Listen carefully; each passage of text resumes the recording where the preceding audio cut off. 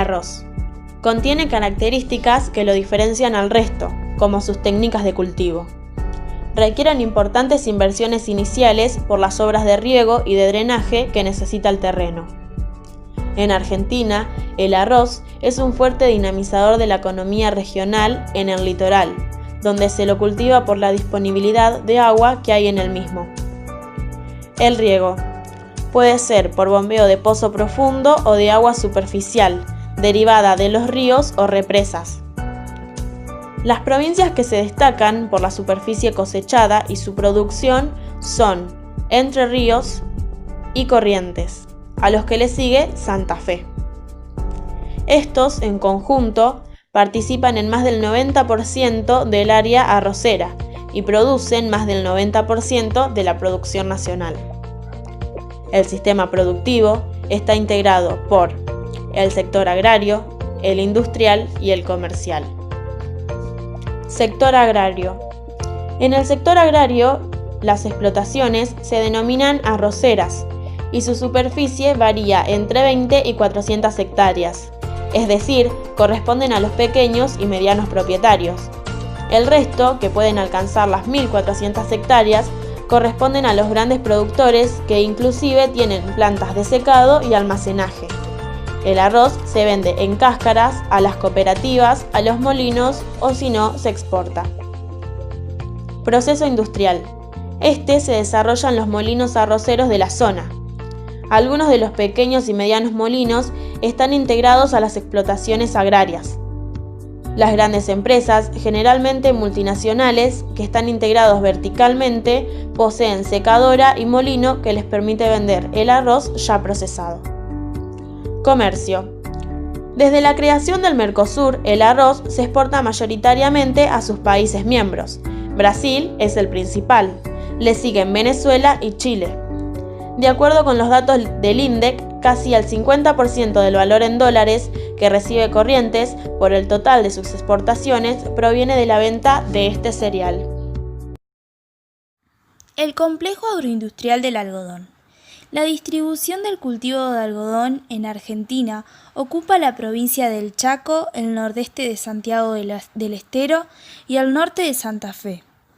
Esta área comprende alrededor del 95% de la superficie cosechada y produce el 95,5% del total nacional.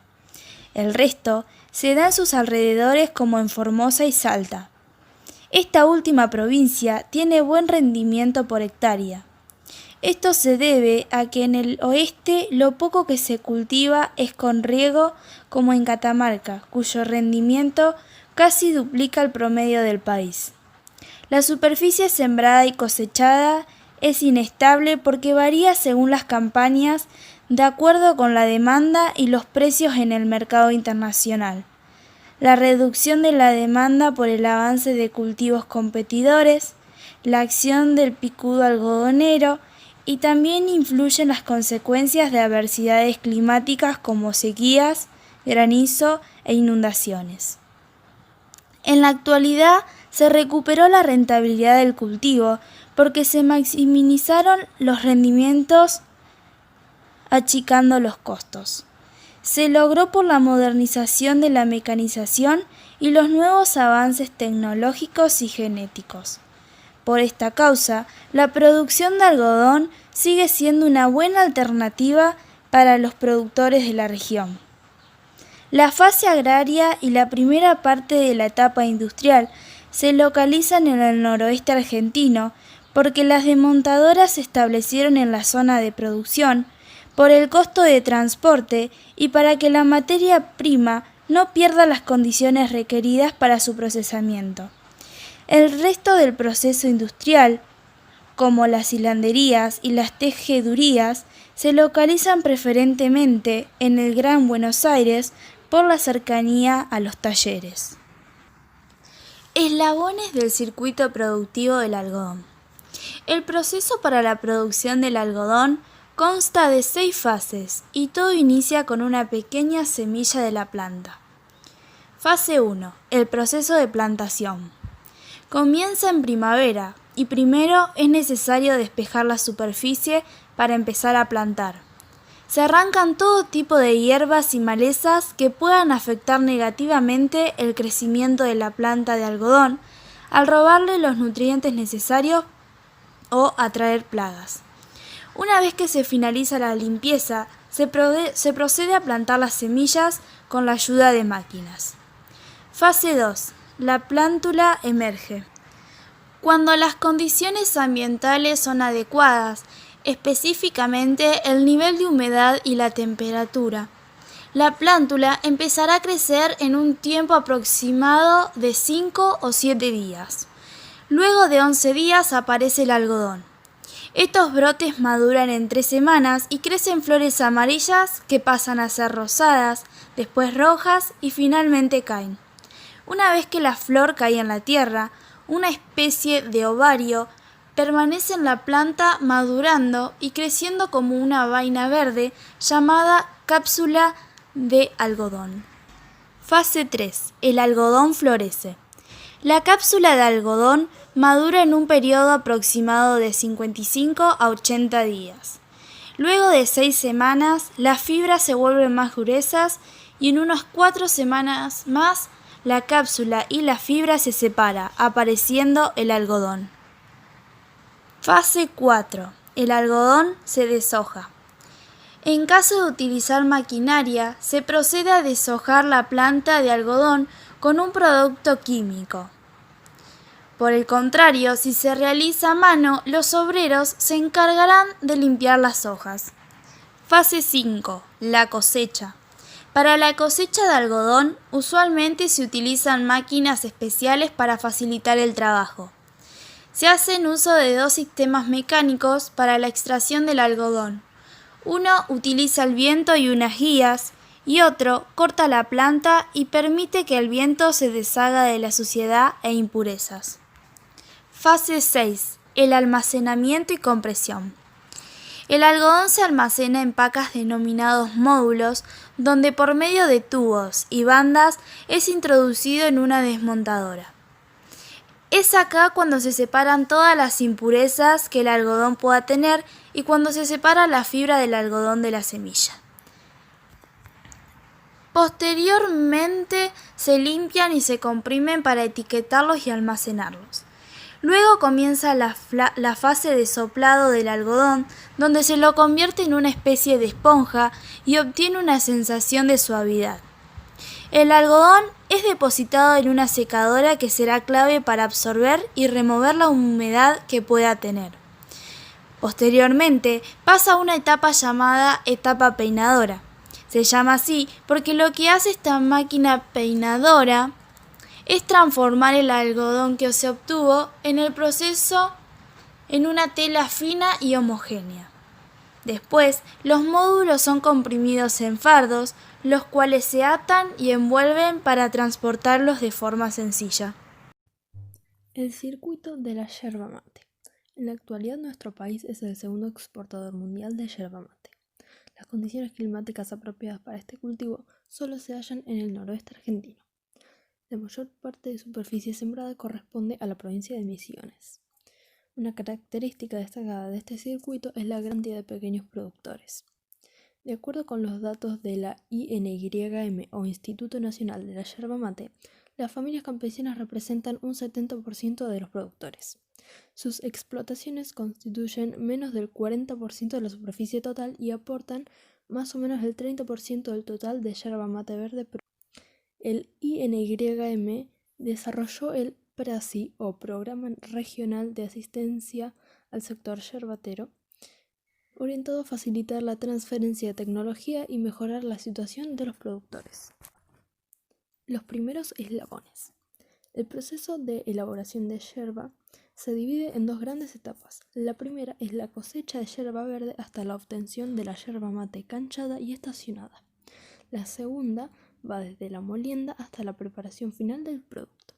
En la primera etapa, el objetivo fundamental es reducir el tenor de humedad que contiene la materia prima. Durante la cosecha se extraen hojas maduras con ramas. Las de menor grosor se envían directamente al secadero. Este proceso se denomina quiebra. Antes de las 24 horas de la cosecha, se realiza el sapecado, que es un proceso que permite evitar la degradación biológica del material verde mediante un secado rápido, que se realiza exponiéndose a las llamas el material durante 30 segundos. Después del sapecado, la yerba mate ingresa al proceso de secado para eliminar el resto de la humedad. A continuación se realiza el canchado, que es la molienda de la yerba seca para obtener trozos de aproximadamente 1 centímetro cuadrado. Antes de su procesamiento final, la yerba canchada es almacenada durante un periodo variable para lograr el sabor, el color y el aroma. El estacionamiento puede ser de tipo natural, que dura entre 6 y 4 meses, o controlado, que se realiza en cámaras que mantienen condiciones adecuadas de temperatura, gases y humedad para reducir el tiempo total. La segunda etapa. El proceso de molienda consiste en un conjunto de actividades que permiten obtener productos listos para el consumo. Por ejemplo, yerbas con o sin palo, yerbas de sabor suave o más fuerte, o incluso yerba mate combinado con otras hierbas naturales. La molienda incluye el zarandeo y la clasificación, que junto con la trituración permite separar la yerba de materias extrañas como semillas, palos o ramas de tamaño excesivo. Finalmente, una vez obtenida la mezcla deseada de yerba molida, se procede al envasado. En el caso de la yerba mate tradicional, se realiza en paquetes herméticos. Nuevas formas de presentación. En la actualidad, los productores y comercializadores del circuito de la yerba han desarrollado nuevas presentaciones de este producto. Por ejemplo, la yerba mate soluble. También se está trabajando para incorporar yerba mate en una gran variedad de productos como licores, dulces o platos salados. También se busca conectar los circuitos productivos con la actividad turística. Para esto se diseñaron recorridos que les permiten a los turistas conocer las distintas etapas de los circuitos y también participar en algunas tareas como la cosecha. En los establecimientos que forman parte de la ruta de la yerba mate, los consumidores pueden realizar degustaciones de distintos tipos de yerba y pueden elegir entre ellos para preparar su propia mezcla. Turismo en el noroeste argentino. El noroeste es una de las regiones más hermosas de Argentina, una espectacular combinación entre montañas, valles y ríos, en donde los colores de los cerros alcanzan una increíble variedad. Una de las zonas donde mejor se ve esto es en la quebrada de Humahuaca. Vamos a empezar con Salta. La Catedral Basílica de Salta es uno de los templos más bellos de Argentina. Está ubicada en la Plaza 9 de Julio. Tenemos el Tren de las Nubes. Se asciende hasta los 4.200 metros sobre el nivel del mar. Tenemos las tradiciones peñas folclóricas. En estas peñas se dan cenas mientras se ofrecen espectáculos folclóricos a los comensales. Los platos típicos de estas peñas son las empanadas argentinas y el locro. El Cerro de San Bernardo. Se puede subir caminando por las escaleras situadas detrás del monumento a Güemes o hay un teleférico que sube directamente a la cima. Desde allí se puede ver una espectacular panorámica de la ciudad. Pasamos a Purmamarca, que es la entrada de la quebrada de Humahuaca. Tenemos el Cerro de los Siete Colores, que se puede subir a un pequeño mirador frente al pueblo para obtener una mejor panorámica de la localidad, con el Cerro de los Siete Colores al fondo. Tenemos el Camino de los Colorados, que es un camino que parte desde el pueblo y atraviesa una zona con cerros con muchos colores bordeando el Cerro de los Siete Colores. Pasamos a Tilcara. Tenemos la Garganta del Diablo, que es un conjunto de cascadas de 80 metros, y está ubicada aproximadamente a 7 kilómetros de la ciudad. Estas cataratas tienen el mayor caudal del mundo. Tenemos el Carnaval de Tilcara, que es una de las celebraciones más conocidas y visitadas del noroeste argentino, donde se combinan la celebración del carnaval con la Pachamama. Las comparsas comienzan a descender al pueblo bailando al ritmo de la música.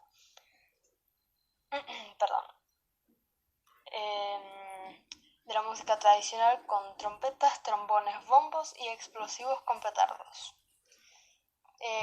Tenemos la Quebrada de las Flechas, que es una imponente formación natural en los valles calchaquíes, Son peñas rocosas erosionadas de color pardo, gris y blancuzco que sobresalen del terreno en estratos superpuestos que se asemejan a flechas, por eso el nombre.